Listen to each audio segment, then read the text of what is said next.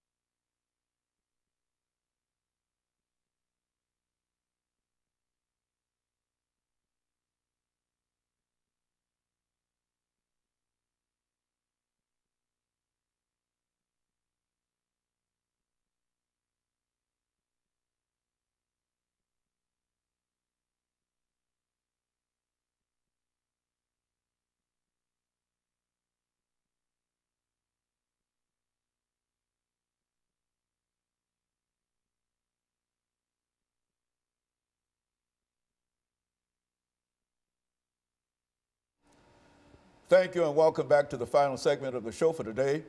We're talking to Pastor KWalker, Miss Erica Lanier, and Mr. Preston Stewart.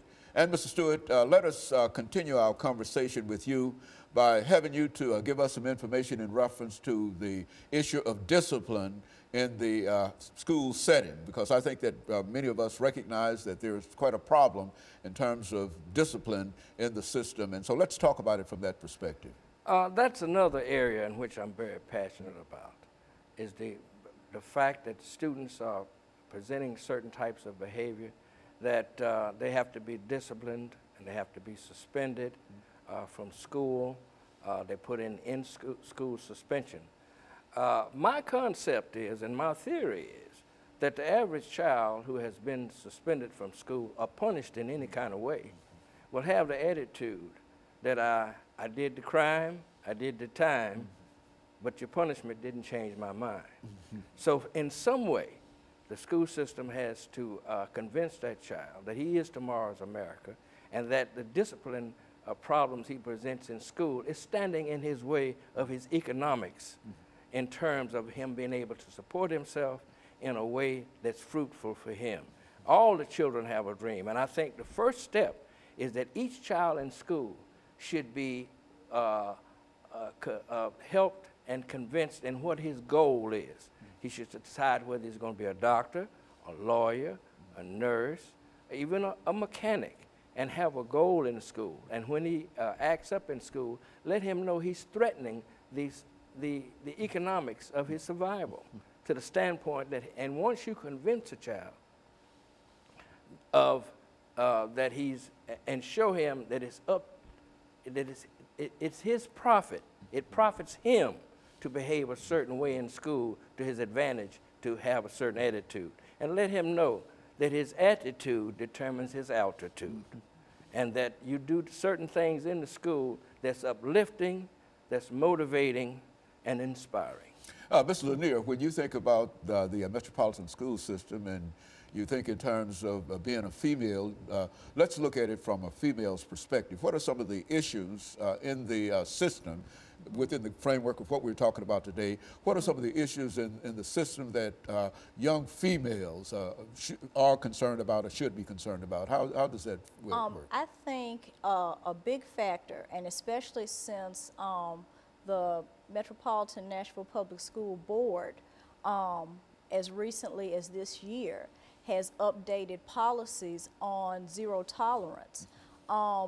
And with the recent announcement that they're going to open up Twitter and these other elements, no one is looking at social media and how detrimental it is to all of our youth, but especially our young ladies.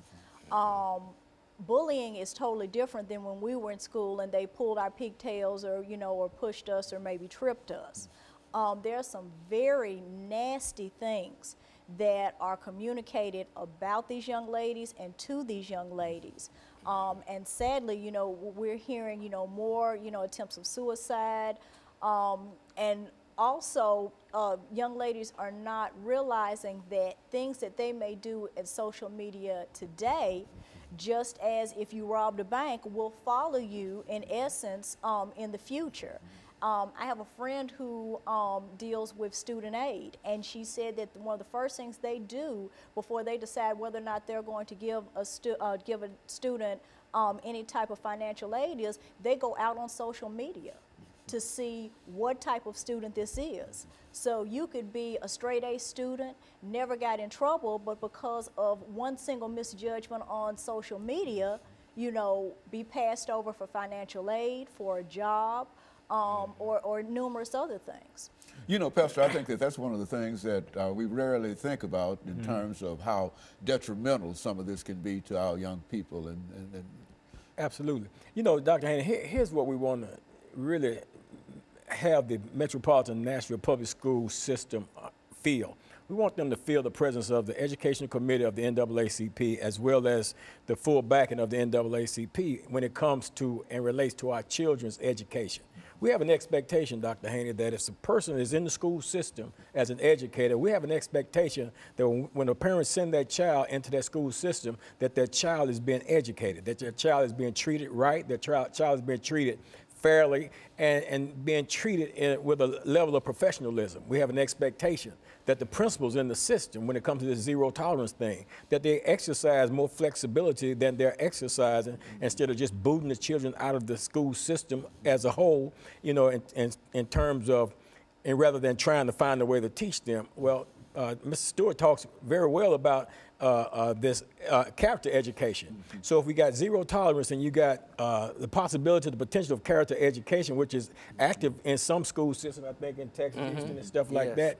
But why not here in Metro? These are things that we want to see implemented within the Metro Nashville Public School system, because we want to be able to find a way to properly educate our children, and we want them to be educated by trained professionals who's going to act in a professional manner. It's not going to be disrespectful toward our children and the like, because if those things are happening, rest assured that the NAACP, we're looking, we're watching, we're going to be at your meetings, we're going to be in your face, we're going to be where we need to be so that we can guarantee that a child, a mother who sends her child, a father who sends his child to the school system, that they can have a reasonable assurance that when they go off to work and when they retrieve their child in the evening, their child has been exposed to an environment that cares, concern, and is properly educating that child. And we're not settling for anything less than that. This is what we expect, this is what we're moving toward, and this is what we're going to accomplish in this situation. Very good. Mr. Stewart, we've got about 3 minutes. Let's start off simply by summarizing some of the things that you would like to see done in reference to what we're talking about, and then allow Ms. Lanier to continue on, and then we'll wrap it up for the day. We also hear a lot of comments about when young people come to the school environment, that a lot of behavior stems from parenting. And there's an implication in terms of imposing the idea that parents need to have parenting sessions and so forth and so on like that. I would venture to say that any parent, you couldn't convince them they're not a good parent, no matter what kind of parenting they are and what kind of parenting style they have. But to involve the parent in doing some things that would be conducive to helping that child have behavior in school that is allows him to matriculate in a positive way. In other words, have his dinner ready when he's home. Be able to provide a quiet place for him to study, and encourage your child, uplift your child, inspire your child, and motivate your child to feel that that education is very important in his life. In other words, when you do that, then you're going to realize some gains in your investment as your child. Mr. Lanier, what do you think about that in terms of what can be done? I think that, of course, all of us need to be constructive in our input in terms of children, But I think also it's important that as taxpayers and voters, that we voice and hold accountable the administration that is duly responsible for educating all of our children. Especially as voters, and I think that all of us would agree that there is a political element within the school system in a real sense, Common Core and et cetera, and et cetera. And I would imagine that each of you would encourage more people to participate and find out exactly what's going on in reference to Common Core, and to try to do our best in terms of making it viable in a real sense for the children that, not only African Americans, but the children that are served by the National Association for the Advancement of Colored People. 10 seconds, over the last 10 seconds, we've got 10 seconds. Mr. Stewart, give us a statement in 10 seconds. Ms. Lanier will also do the same thing. He will do the same, and I'm going to wrap it up for today. We've got to convince our young people that they are tomorrow's America, and that they must be serious about their education, and that they must try to make their endeavors to do the best they can to the highest of their ability. Ms. Lanier? It takes $9,200 a year to educate a child. It takes $23,000 to house an inmate.